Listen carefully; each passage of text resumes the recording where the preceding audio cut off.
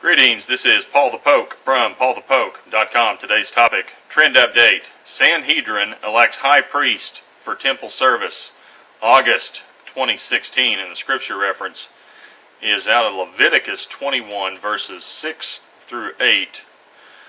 They shall be holy to their God and not profane the name of their God, for they offer the Lord's food offering, the bread of their God, therefore they shall be holy. And I'll pause there. I think somebody once upon a time said, I am the bread of life.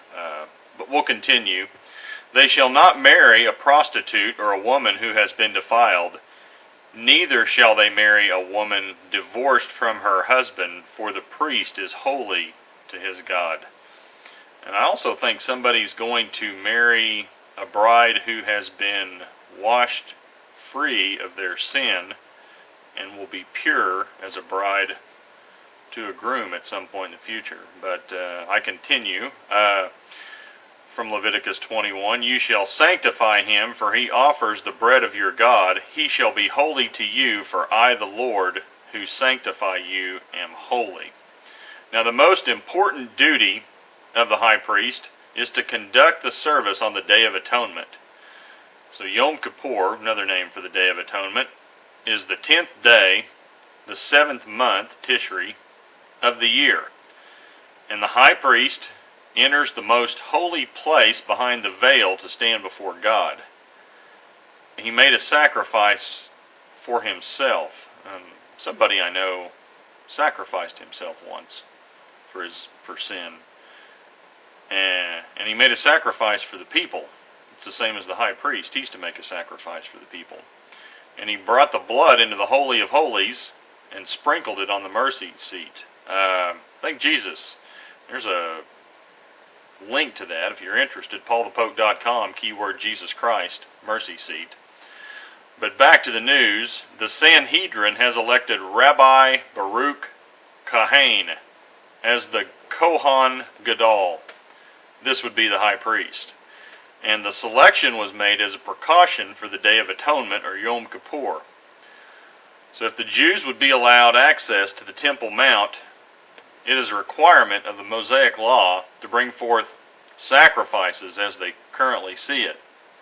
So if allowed, temple service could begin literally in less than 1 week. And here we are at the end of August 2016. Now the only obstacle, and this is a quote from Rabbi Hillel Weiss, the only obstacle preventing the temple service today is the political issue.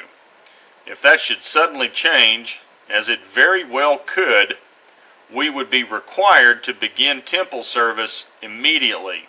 It is therefore necessary that we have a candidate prepared to fill the role of the high priest, especially now that we have Kohanim, and be priests, prepared to serve in the temple. And again, that's a quote from Rabbi Hillel Weiss. And then also, here's a quote from the elected high priest, Rabbi Baruch Kohen. And this is what he has to say. The structures can be temporary and prepared almost overnight. So this guy's looking at a tabernacle type structure. And he continues by saying the biggest obstacle is educating the Kohanim, or the priests, which we are taking care of already. So they have a school of priests that they're currently training. Following and continuing with Rabbi Kohen, once the priests are thoroughly educated, choosing a Kohen Gadol, a high priest, and teaching him what he needs to know for Yom Kippur service is relatively simple and will take 1 week. So the temple service performed by the Kohen Gadol is very demanding, but for an educated Kohen or priest, it is not overly difficult to learn to serve as the Kohen Gadol. And that again is Rabbi Baruch Kohen.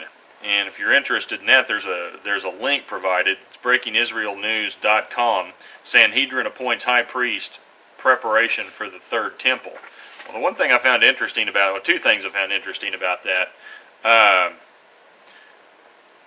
Rabbi Weiss seems to think that things could change rather quickly that would allow them access to the Temple Mount. Now, that's just unheard of within the last year or two. So they seem to think they're about to get access to the Temple Mount.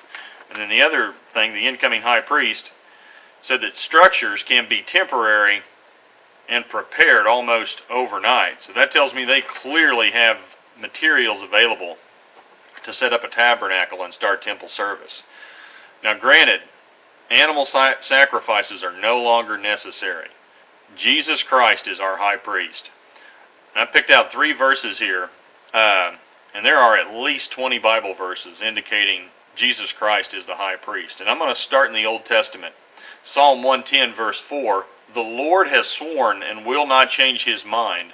You are a priest forever according to the order of Melchizedek." That's in Psalms 110 verse 4. Hebrews 6:20, where Jesus has entered as a forerunner for us, having become a high priest forever according to the order of Melchizedek.